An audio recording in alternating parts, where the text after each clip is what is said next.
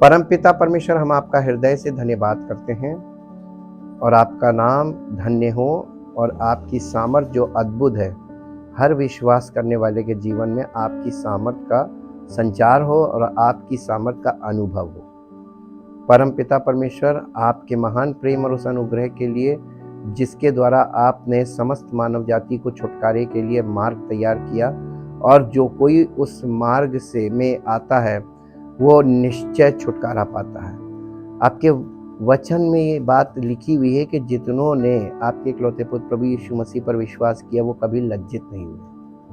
हाँ प्रभु, लज्जित कैसे होंगे? क्योंकि आपने प्रत्येक व्यक्ति को ये आश्वासन दिया है, ये गारंटी दी है कि जो कोई उस पर विश्वास करेगा वो नाश नहीं होगा परंतु अनंत जीवन पाएगा। हम धन्यवाद करते हैं आपके वायदों के लिए जो नए नियम के अंतर्गत अपने पुत्र के द्वारा आपने समस्त मानव जाति से किए। ये वायदे हर विश्वास करने वाले के जीवन में पूरे हो सकते हैं। हमारे पास अनंत जीवन की आशा है और हमारी आशा प्रभु यीशु मसीह के द्वारा ही काम करेगी। वही एकमात्र मार्ग है, वही स्वयं द्वार है और बिना उसके कोई परमेश्वर पिता तक नहीं पहुंच सकता। हम आपके वचन के द्वारा जब इन सब सच्चाइयों को जान जाते हैं, हमारा हृदय धन्यवाद से भर जाता है आपके वायदों के लिए और उस प्रयोजन के लिए जो आपने हमारे लिए किया है, ताकि हम अनंत जीवन के वारिस बनकर आपके इकलौते पुत्र प्रभु यीशु मसीह के पवित्र राज्य में प्रवेश पाएं और उसकी महिमा का दर्शन करने पाएं। धन्यवाद के साथ इस प्रार्थना को आपके इकलौते पुत्र प्रभु यीशु मसीह के नाम से मांगते हैं, आमीन। Praise the Lord. Kingdom of God part 96 में हम लोग आज देखेंगे। कल जैसे हमने देखा था कि पौलुस ने लिखा कि मैं नहीं चाहता कि तुम इस बात से अनजान रहो कि हमारे सब बाप दादे बादल के नीचे थे और सब के सब समुद्र में से होकर पार हुए और सब ने बादल में और समुद्र में मूसा का बपतिस्मा लिया। वो बपतिस्मा जो था वो बादल में था, बादल के नीचे था। बादल किस चीज को दिखाता है? हम लोग इस समय अध्ययन करके देख रहे हैं। बादल है परमेश्वर की उपस्थिति को दिखाता है। आज हम बादल को देखेंगे। परमेश्वर के वचन में बादल की इंपॉर्टेंस देखिएगा क्या है। Significance of the clouds in the Bible, यानी बादलों के विषय में बाइबल में कि कहां कहां कैसे कैसे लिखा है, इसे समझना बहुत जरूरी है।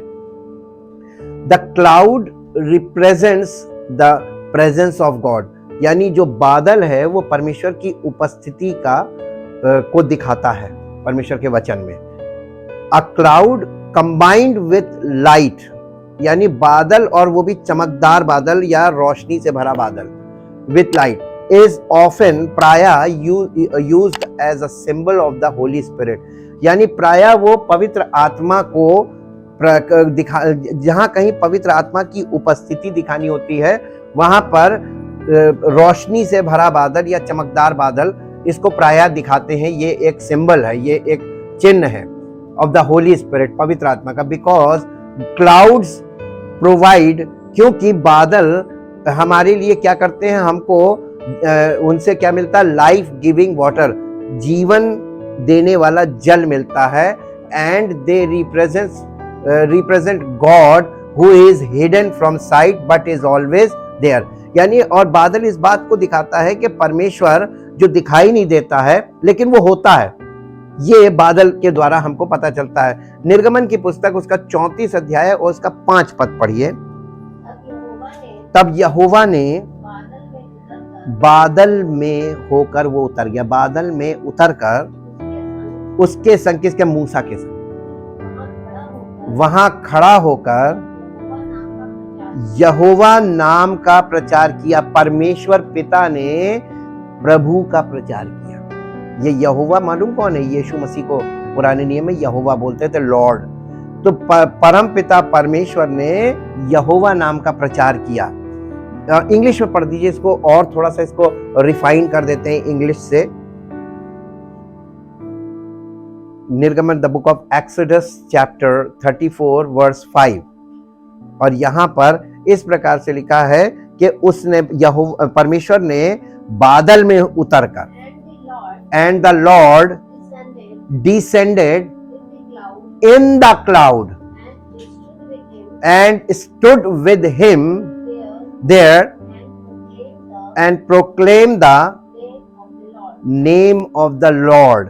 यानी प्रोक्लेम का मतलब हमने आपको बताया था ना, आधिकारिक घोषणा।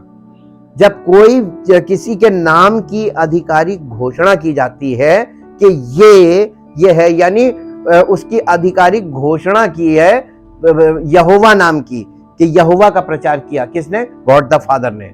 अब यहां से हम लोग आगे बढ़ते हैं। Pillar of cloud and fire, यानी आग का खंबा, बादल का खंबा और आग का खंबा। Glory in the pillar of cloud the Lord himself was walking with his people, यानी परमेश्वर बादल के खंबे में होकर अपने लोगों के आगे आगे चल रहा था, इजराइलियों के। निर्गमन की पुस्तक 13 अध्याय उसका 21 और 22 पद। और यहोवा उन्हें दिन को मार्ग दिखाने के लिए मेघ के खंबे में और रात को देखिए, दिन को मेघ के खंबे में और रात को उजियाला देने के लिए आग के खंबे में होकर इजराइलियों के आगे आगे चला करता था, जिससे वे रात और दिन दोनों में चल सकें। उसने ना तो बादल के खंबे को दिन में और ना आग के खंबे को रात में लोगों के आगे से हटाया। परमेश्वर ने हटाया नहीं, वो बादल का खंबा उनको लेके चलता था। कब तक? जब तक तंबू नहीं खड़ा हुआ था, तब तक। फिर तंबू खड़ा हो गया तो बादल तंबू के ऊपर आया। अब आप इसको कड़ी से कड़ी जोड़ते के देखिएगा तो परमेश्वर जब तंबू नहीं था तब भी परमेश्वर उनको लेके चल रहा था। फिर तंबू परमेश्वर ने अपना निवास स्थान बनाया, उस तंबू के ऊपर बादल आ गया, अब वो तंबू के साथ चलते थे। ठीक, अब इसके बाद हम लोग देखते हैं, and from the cloud God spoke to Moses there the glory of the Lord known as the Shekinah appeared, यानी इसको हमने आपको पहले बताया था ना, इसको शिकायना ग्लोरी बोलते हैं। यानी परमेश्वर की उपस्थिति जो प्रकट रूप में बादल के रूप में और आग के खंबे के रूप में जो वो लोग देखते थे, इस परमेश्वर की इस उपस्थिति को शिकायना ग्लोरी बोलते हैं। यानी परमेश्वर की वो महिमा जो आंखों से देखी जा सकती है, क्योंकि परमेश्वर को कोई मनुष्य ऐसे आंखों से नहीं देख सकता, लेकिन इजराइलियों को परमेश्वर ने अपने आप को प्रकट किया था बादल में। ठीक, तो ये बादल आग का खंबा, बादल का खंबा था। निर्गमन की पुस्तक 16 अध्याय उसका 9 और 10 पद पढ़िए। फिर मूसा ने हारून से कहा, इजराइलियों की सारी मंडली को आज्ञा दे कि यहोवा के सामने वरन उसके समीप आए, क्योंकि उसने उनका, इसका मतलब ये बुड़बुड़ाते थे, परमेश्वर सुन लेता था, क्योंकि ये सोचते थे परमेश्वर दिखता तो है नहीं, लेकिन वो सुन लेता था। लेकिन जब परमेश्वर लोगों को बुलाता था तो वो अपनी उस महिमा में बुलाता था जिसको लोग देख सके, और वो था बादल। ठीक, वो परमेश्वर ने उनको बुलाया क्योंकि परमेश्वर ने सुन लिया था जी। और ऐसा हुआ कि जब हारून इजराइलियों की सारी मंडली से ऐसे ही बातें कर रहा था कि उन्होंने जंगल की ओर दृष्टि करके देखा और उनको यहोवा का तेज बादल में दिखाई दिया जी।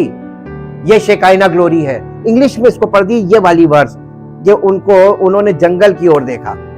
10वां पद, exodus 16:10।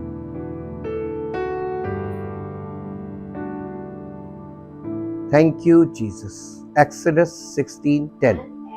And as Aaron spoke to the whole congregation of Israel, they looked toward the wilderness, and behold का मतलब देखो, and behold the glory of the Lord appeared in the cloud, परमेश्वर की महिमा उनको बादल में दिखाई दी। ये परमेश्वर नहीं दिखाई दिया, लेकिन परमेश्वर की महिमा दिखाई दी। ठीक, ग्लोरी दिखाई दी, इसका मतलब परमेश्वर है, वो महिमा परमेश्वर ही की हो सकती है। Thus the fire and the cloud represents the divine guidance and protection। इसका मतलब ये हुआ कि ये आग और बादल ये इस बात को दर्शाता है, किस बात को? डिवाइन गाइडेंस, यानी परमेश्वर के द्वारा मार्गदर्शन और परमेश्वर के द्वारा सुरक्षा। ये दो काम होते थे बादल के द्वारा। The cloud first time in the Bible in the time of नोआ आफ्टर द फ्लड। बादल पहली बार बाइबल में कहां मिलता है मालूम है? नूह के समय में, जल प्रलय के बाद बादल दिखाई देता है आपको। उत्पत्ति की पुस्तक उसका 9 अध्याय उसका 12 से 17 पद पढ़िए। उत्पत्ति की पुस्तक 9 अध्याय उसका 12 से 17 पद, हिंदी में और फिर इंग्लिश में। फिर परमेश्वर ने कहा, जो वाचा मैं तुमसे तुम्हारे साथ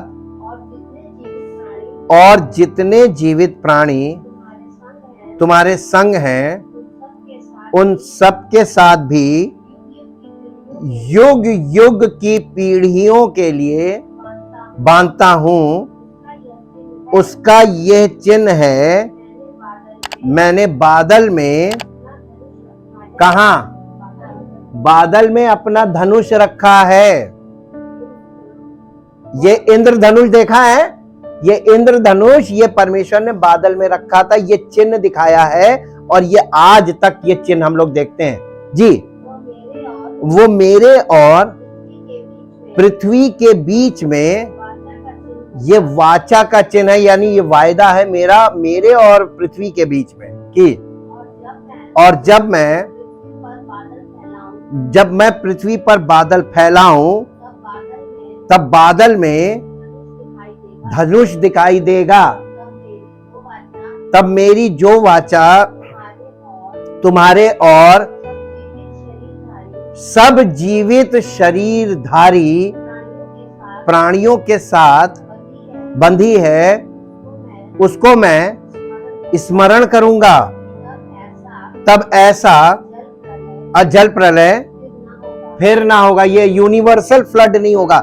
आप कहेंगे फ्लड तो आज भी होता है, आज जो होता है ये फ्लैश फ्लड है, और उस समय में था यूनिवर्सल फ्लड। ये यूनिवर्सल पर पूरी पृथ्वी पर जल प्रलय हुआ था और पृथ्वी नष्ट हो गई थी, सब समस्त प्राणी खत्म हो गए थे, जानवर खत्म हो गए थे, सब कुछ, यानी नाश कर दिया था परमेश्वर ने। लेकिन अब फ्लैश फ्लड होता है एरिया वाइज, ये उसमें और इसमें अंतर है जी, जिससे सब प्राणियों का विनाश हो। ऐसा जल प्रलय नहीं होगा जिससे सब प्राणियों का विनाश एक साथ हो जी। बादल में जो धनुष होगा, मैं उसे देख के ये सदा की वाचा स्मरण करूंगा, जो परमेश्वर के और पृथ्वी पर के सब जीवित, देखिए प्राणी, शरीरधारी प्राणियों, इसमें सारे जानवर और सारे मनुष्य आ गए। अब बताइए परमेश्वर जातिवाद से बात कर रहा है या मनुष्य के लिए सब लोगों के लिए बात कर रहा है? यहां तक कि जानवरों को भी इंक्लूड करके बात कर रहा है। परमेश्वर वही है जो सारी सृष्टि पर सब लोगों को एक साथ लेकर बात करे। जो सबका रचयिता होता है, सृष्टि करता है, वही ये बात कर सकता है। और इसीलिए यही सब बातें ये साबित करती हैं कि ये परमेश्वर का वचन है जी। सब शरीरधारी प्राणियों के साथ बंधी है, उसको, उस वाचा को मैं स्मरण करूंगा। तब ऐसा जल प्रलय फिर ना होगा जिससे सब प्राणियों का विनाश हो। बादल में जो धनुष होगा उसे देख के ये सदा की वाचा स्मरण करूंगा, जो परमेश्वर के और पृथ्वी पर के सब जीवित शरीरधारी प्राणियों के बीच बंधी है। फिर परमेश्वर ने नूह से कहा, जो वाचा मैंने पृथ्वी भर के सब प्राणियों के साथ बांधी है, उसका चिन्ह यही है। अब आप देखिए कि हमारे पास ये सवाल था कि परमेश्वर इन लोगों को बादल के द्वारा अगुवाई क्यों करता था और कोई माध्यम उसने क्यों नहीं चुना। इसका मतलब यह हुआ कि उससे पहले परमेश्वर बादल के द्वारा कुछ दिखाया था। परमेश्वर ने वाचा बांधी थी कि मैं मनुष्य को नष्ट नहीं करूंगा, है ना। जल प्रलय के बाद परमेश्वर पछताया था और परमेश्वर ने कहा अब मैं मनुष्य को पृथ्वी पर से, और मनुष्य के लिए उसने जानवरों के लिए हर चीज का एक एक जोड़ा बचा के रखा था और उससे फिर से रिक्रिएशन शुरू हुआ। तो परमेश्वर ने जब वो फिर से नूह के समय से दोबारा हम शुरू हुआ, सृष्टि में जनरेशन शुरू हुआ, तब परमेश्वर ने एक वाचा बांधी थी कि मैं अब बादल में उसने एक चिन्ह रखा था। और आज तक हम लोग इंद्रधनुष देखते हैं, बादल में एक चिन्ह। परमेश्वर समस्त प्राणियों को जब कोई चिन्ह दिखाएगा तो हमेशा याद रखिए कि वो ऐसा चिन्ह दिखाएगा जिसे सब लोग देख सके। इंद्रधनुष सब लोग देख सकते हैं ना। ऐसी कौन सी जाति का व्यक्ति, ऐसे कौन से देश का व्यक्ति, ऐसा कौन सा मनुष्य इस पृथ्वी पर है जो इंद्रधनुष ना देखा हो। और इंद्रधनुष देखिए तो आप परमेश्वर के वचन में देखिए कि सबसे पहली बार एंशिएंट टाइम में इंद्रधनुष का वर्णन कहाँ आ रहा है, परमेश्वर के वचन में। और ये एक वाचा है परमेश्वर की, उसका चिन्ह है। तो ये परमेश्वर की ओर से दिया गया वाचा का चिन्ह है। और जिस चीज पर उसने चिन्ह दिखाया था वाचा का, जब परमेश्वर ने इस्राएलियों को मिस्र से निकाला तो इसी बादल के द्वारा उनकी अगुवाई भी की। यानी वाचा का चिन्ह बादल पे था, बादल के द्वारा परमेश्वर ने अपनी उपस्थिति का अनुभव उन्हें कराया, बादल के द्वारा परमेश्वर ने उनकी अगुवाई की। और रात और दिन दोनों में अगुवाई करने के लिए दिन को बादल और रात को आग का बादल, यानी वो आग का खंभा बन जाता था। ये कड़ियां जोड़ते हैं तो पता चल जाता है कि बादल की बहुत यानी इंपॉर्टेंस थी परमेश्वर के नजर में। The cloud first time in the Bible वहां पे आ गया। इसके बाद हम देखते हैं इन द न्यू टेस्टामेंट, अब नए नियम में आते हैं। नए नियम में भी हम बादल देखते हैं। ट्रांसफिगरेशन ऑफ जीसस क्राइस्ट, यीशु मसीह का रूपांतरण हुआ। वहां पे क्या हुआ था, मत्ती रचित सुसमाचार 17 अध्याय 1 से 6 पद तक। 6 दिन के बाद यीशु ने पतरस और याकूब और उसके भाई यूहन्ना को साथ लिया और उन्हें एकांत में किसी ऊंचे पहाड़ पर ले गया। वहां उनके सामने उसका रूपांतर हुआ और उसका मुंह सूर्य के समान क्या हुआ, उसका मुंह जो था, वो चेहरा वो सूर्य के समान चमका और उसका वस्त्र ज्योति के समान उजला हो गया। और मूसा और एलिया उसके साथ बातें कर रहे थे। कौन कौन बातें कर रहा था, मूसा और एलिया। मालूम है मूसा यानी यीशु मसीह जहां पे आया वो नया नियम है। उससे पहले क्या चीज चल रही थी, 2 चीजें चल रही थी, व्यवस्था और भविष्यवक्ता। और व्यवस्था और भविष्यवक्ता, पुराना नियम, ये 2 बार। पुराने नियम में 3 चीजें हैं, यानी व्यवस्था, भविष्यवक्ता और इतिहास। ये 3 चीजें। तो इतिहास हमको दिखाता है कि यानी व्यवस्था को के द्वारा क्या क्या चीजें गलती हुई, और भविष्यवक्ता उसकी गवाही देते हैं कि लोगों ने गलत किया। तो ये पूरा 3 चीजों में कंपाइल हो जाता है, व्यवस्था और इतिहास और भविष्यवक्ता।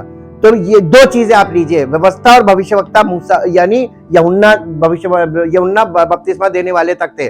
उसके बाद से परमेश्वर के राज्य का प्रचार किया जा रहा है। प्रभु यीशु मसीह जब आया तो प्रभु यीशु मसीह का जब रूपांतरण हो रहा है तो उस समय वहां पर 2 लोग दिख रहे हैं। ये व्यवस्था और भविष्यवक्ता को दिखा रहे हैं कि व्यवस्था यीशु मसीह के विषय में बात करती थी और भविष्यवक्ता भी ये यीशु मसीह के बारे में बात करते थे। ये दोनों उनसे बात कर रहे थे। अभी हम देखेंगे वो क्या बात कर रहे थे। जी आगे पढ़िए।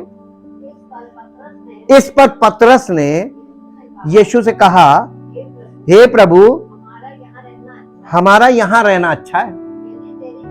यदि तेरी इच्छा हो तो मैं यहाँ 3 मंडप बनाऊं, एक तेरे लिए, एक मूसा के लिए, एक एलिया के लिए। वो बोल ही रहा था। किस बादल ने? अब देखिए वापस आइए, यहां पर हमने बताया ना आपको कि द क्लाउड, यहां पे लिखा है the cloud, a cloud combined with light is equal to holy spirit, representation of the holy spirit, परमेश्वर की वास्तविक उपस्थिति को दिखाता।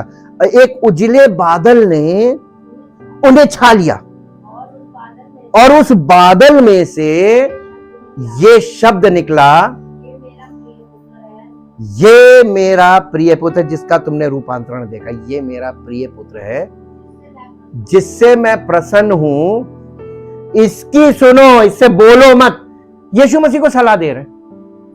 आज भी बहुत से लोग यीशु मसीह को सलाह देने में लगे, और वहां पे यह बादल में से ये आवाज आई कि इसकी सुनो, मैं इससे प्रसन्न हूं, मैं तुमसे प्रसन्न नहीं हूं, इसको सलाह मत दो। जी, चेले ये सुनकर मुंह के बल गिर गए और अत्यंत डर गए, वो आवाज सुन के डर गए। आपको मालूम है, इजराइलियों को जाके देखिए, सेम चीज इजराइलियों के साथ हुई थी कि वो आवाज सुन के डर गए थे और कहने लगे परमेश्वर हमसे बातें न करे। मूसा से कहने लगे तू ही हमसे बातें किया कर। देखिए आपको पुराने नियम नए नियम दोनों पैरेलल चल रहा है। इसके बाद इसी के बाद आप पढ़ दीजिए लूका रचित सुसमाचार, मरकुस, मरकुस 9 अध्याय 2 से 8। 6 दिन के बाद यीशु ने पतरस और याकूब और यूहन्ना को साथ लिया और एकांत में किसी ऊंचे पहाड़ पर ले गया।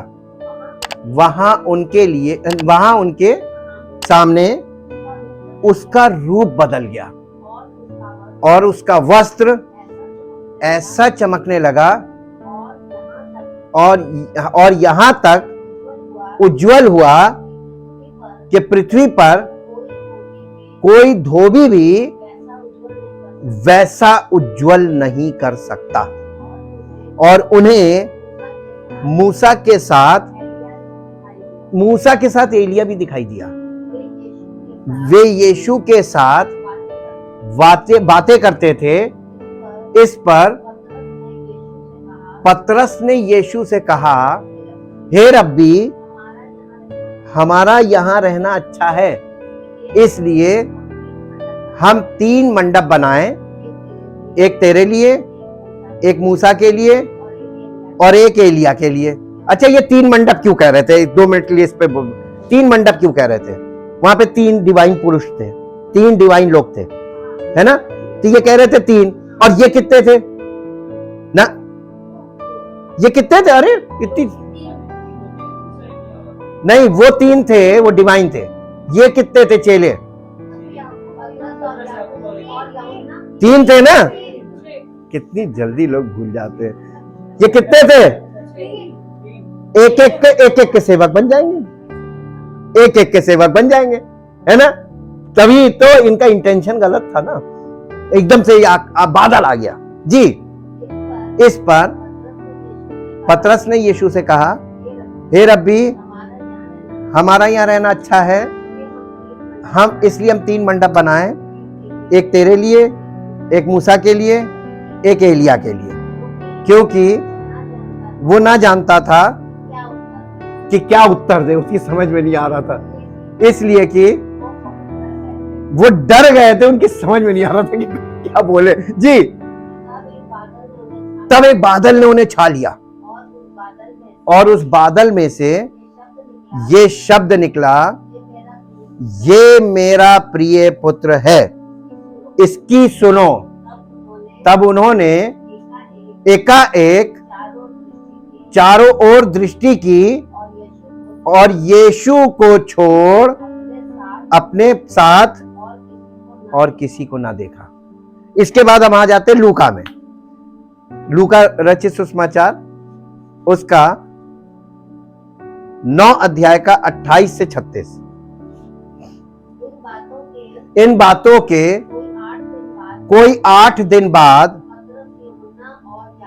पतरस, यूहन्ना और याकूब को साथ लेकर प्रार्थना करने के लिए पहाड़ पर गया। जब वो प्रार्थना कर ही रहा था तो उसके चेहरे का रूप बदल गया और उसका वस्त्र श्वेत होकर चमकने लगा। और देखो, और मूसा और एलिया नहीं, और मूसा और एलिया ये दो पुरुष उसके साथ बातें कर रहे थे। ये महिमा सहित दिखाई दिए।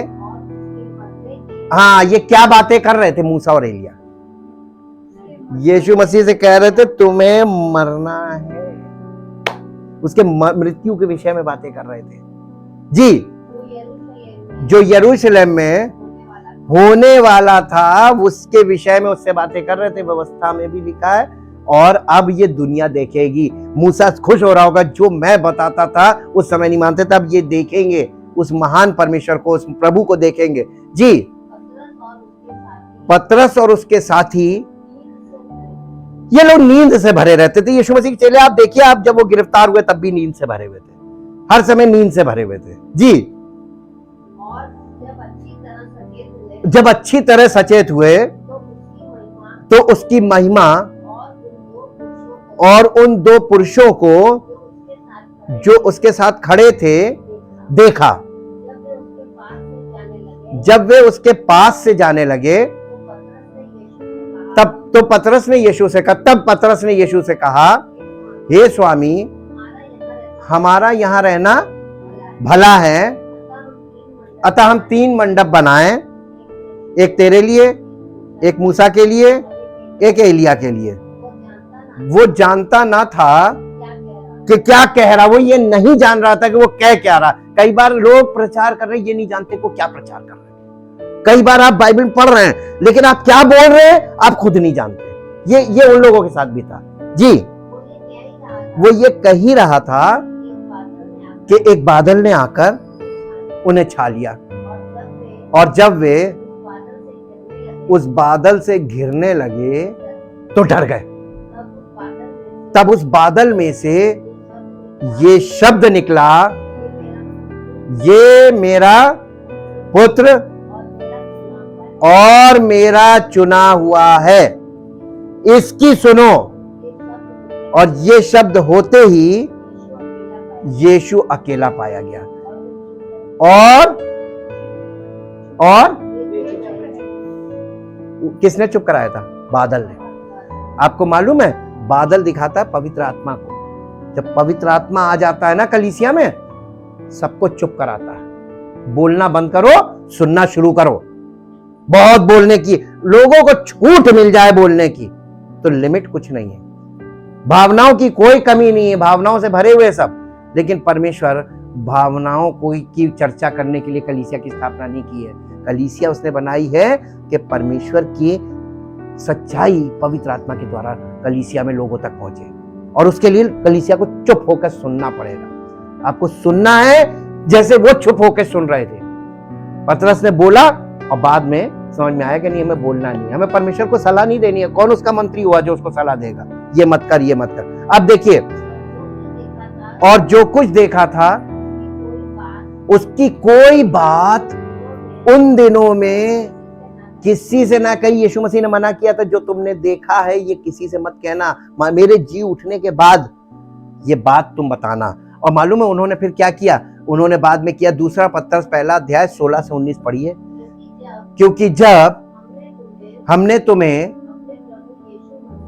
अपने प्रभु यीशु मसीह की सामर्थ का और आगमन का समाचार दिया था, तो वो चतुराई से गढ़ी हुई कहानियों का अनुकरण नहीं था। हमने कोई कहानियां नहीं सुनाई तुमको, वरन हमने आप ही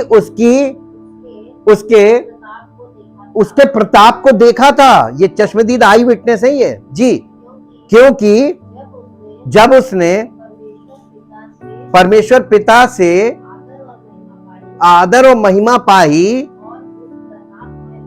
और उस प्रताप में महिमा में से ये वाणी आई, ये मेरा प्रिय पुत्र है जिससे मैं प्रसन्न हूं। तब हम उसके साथ पवित्र पहाड़ पर थे और स्वर्ग से ये वाणी आते सुनी। ये उन लोगों ने बाद में इसकी गवाही दी और रिटन गवाही है ये आई विटनेसेस की। और ये दिखाता है कि शुरू से जो बादल आपको दिखाई दे रहा है वो कोई और नहीं, वो यीशु मसीह ही था। और इसीलिए मसीह इजराइलियों के साथ साथ चल रहा था, लेकिन इजराइली उसको नहीं जानते थे, है ना। जब वो देह में प्रकट हुआ तब और नहीं जानते थे। अब इसी के साथ हम देखते हैं ये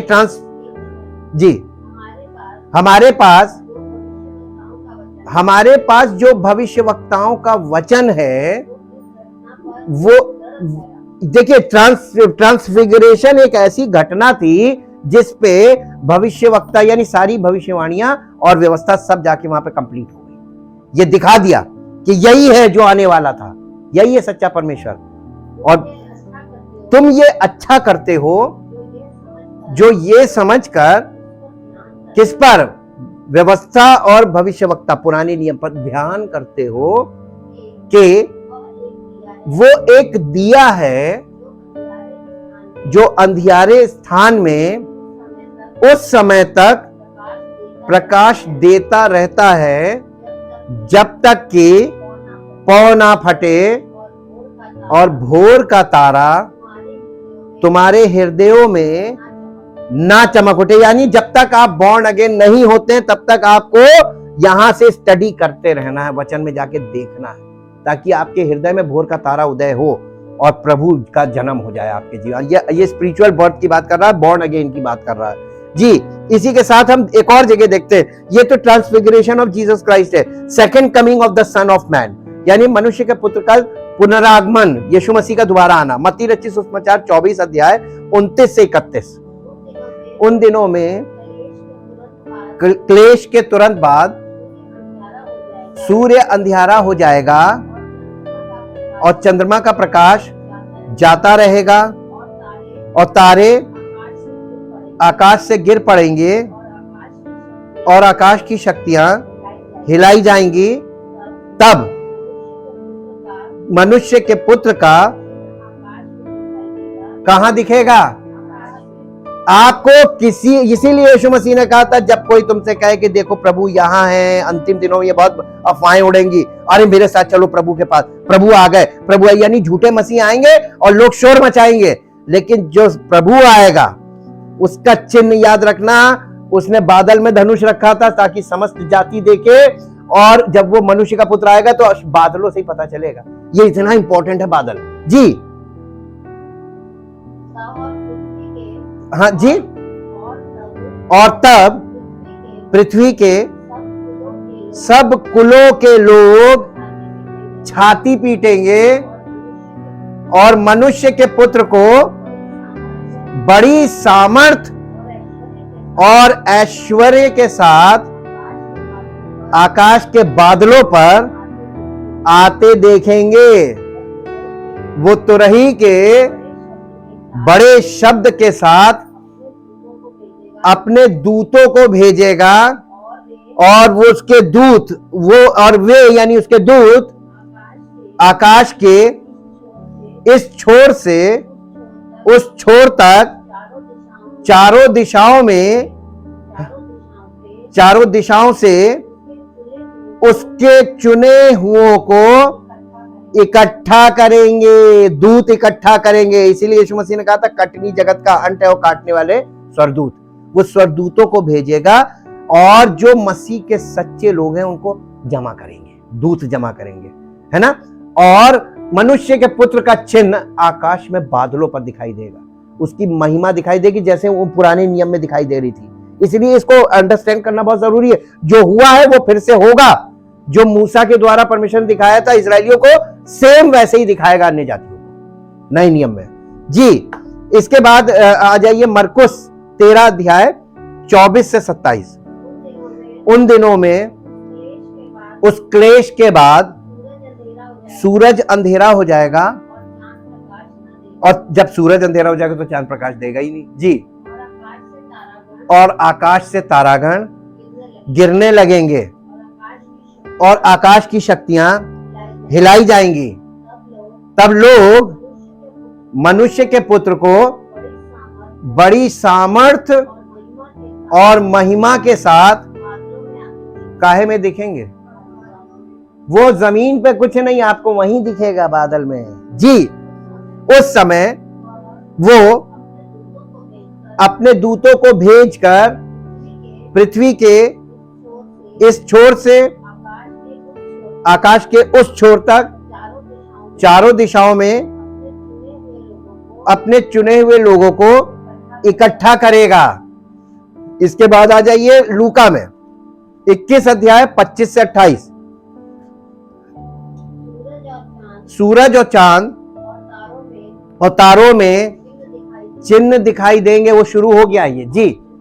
और पृथ्वी पर देश देश के लोगों को वो भी दिख रहा है जी, क्योंकि वे समुद्र के गरजने लहरों के कोलाहल से घबरा, ये भी हो रहा है जी।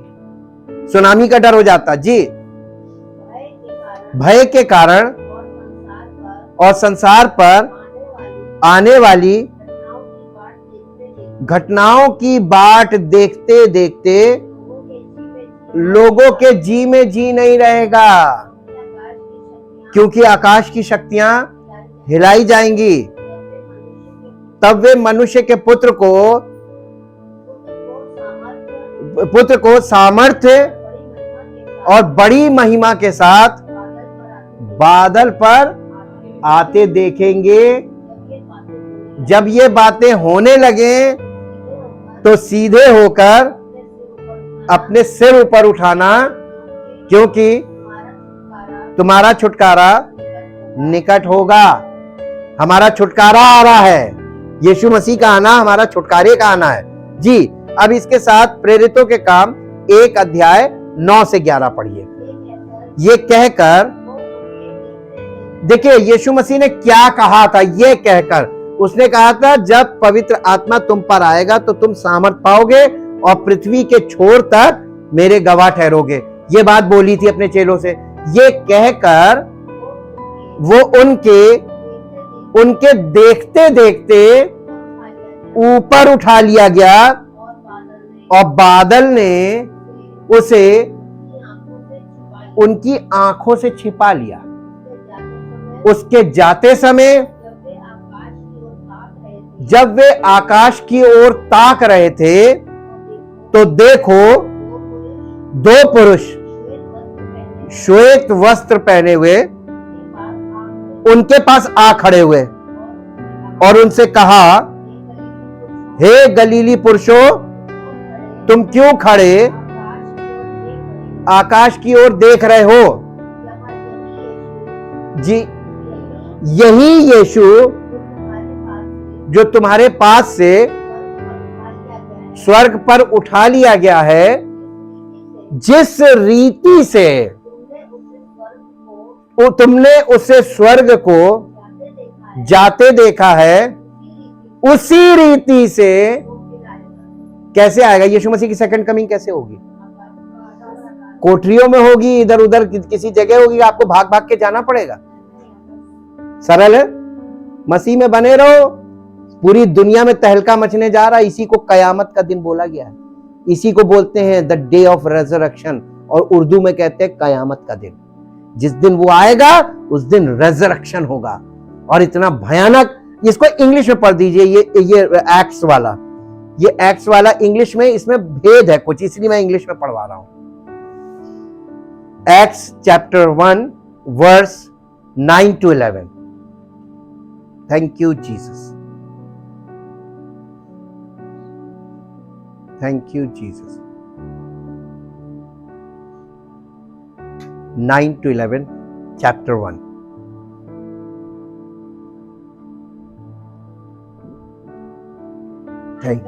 And when he said this, even as they were looking at him, he was caught up. देखिए यहां पर वर्ड देखिएगा बहुत ध्यान से, क्योंकि इसके आगे एक पॉइंट है जो हम लोगों से भी जुड़ा है। He was caught up. Caught up का मतलब यह है कि उसको उठा लिया गया, किसी ने उठाया ना।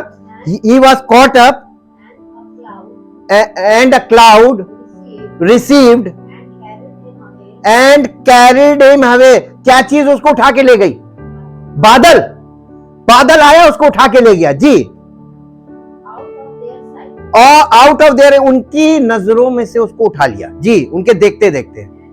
And while they were gazing intently into heaven as he went, behold, है two men dressed in white robes suddenly stood beside them, who said, Men of Galilee, why do you stand gazing into heaven? तुम स्वर्ग की तरफ ऐसे क्यों ताक रहे हो जी?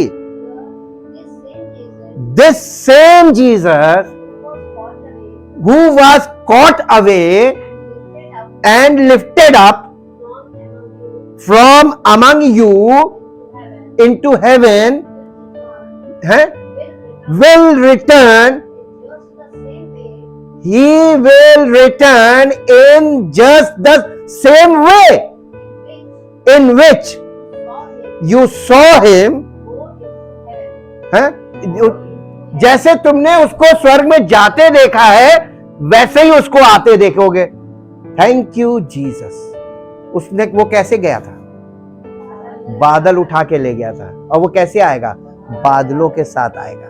Thank you Jesus. परमपिता परमेश्वर, हम आपका हृदय से धन्यवाद करते हैं आपके पवित्र वचनों के लिए और आपके उन वायदों के लिए जो आपके इकलौते पुत्र प्रभु यीशु मसीह के द्वारा सब उन लोगों से जिन्होंने उसके बलिदान पर विश्वास किया, नया जन्म प्राप्त किया, नए सिरे से जन्म प्राप्त किया, पवित्र आत्मा के द्वारा जीवन व्यतीत कर रहे हैं और पवित्र आत्मा की अगुवाई में चलते हैं, पवित्र आत्मा की अगुवाई में जीवन व्यतीत करते हैं और यीशु मसीह के आने तक ऐसा करते रहेंगे। उनके लिए ये वायदा है कि वो उनको अपने साथ ले लेगा। धन्यवाद करते हैं पिता परमेश्वर आपके एक एक वायदे के लिए, जो वायदे आपने किए हैं। और हमें मालूम है आप अपने वायदों में सच्चे हैं और आपका वचन सच्चा है।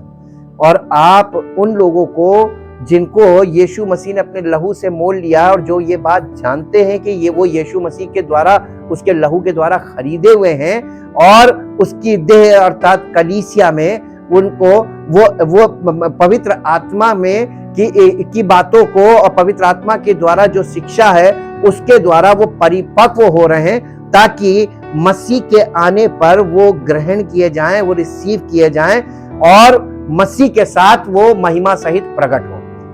हम इन सब बातों को, इन सब गवाहियों को, आपके वचन की गहराइयों को और वचन की सच्चाई को जानने के बाद धन्यवाद करते हैं कि हे पिता परमेश्वर, आपने कितनी महान योजनाएं रखी हैं आने वाले समय में अपनी कलीसिया के लिए, कलीसिया के लोगों के लिए। हम चाहते प्रभु लोग गंभीरता से इन बातों को समझें और उस प्रभु को जिसने हमें मोल लिया है उसको जाने और अपना समर्पण उसके सामने करें, ताकि उसकी महिमा के हम हिस्सा बने, उसकी महिमा को प्रकट करने के लिए हम एक पात्र बने, ताकि उसका नाम महिमा पाए, सारी महिमा उसको मिले। धन्यवाद के साथ इस प्रार्थना को आपके इकलौते पुत्र प्रभु यीशु मसीह के नाम से मांगते हैं, आमीन। Praise the Lord. परमेश्वर आपको आशीष दे।